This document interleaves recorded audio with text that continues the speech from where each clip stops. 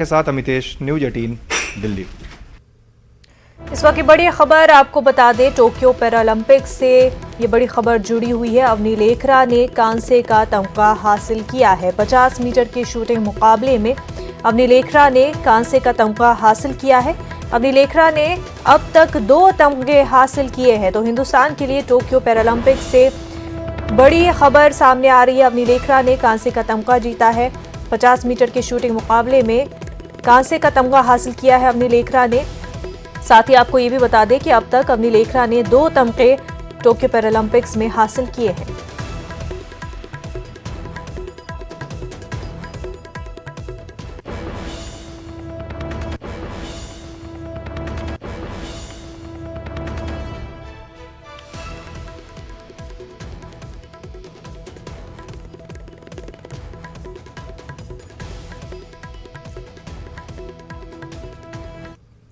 हिंदुस्तानी para athletes ने Tokyo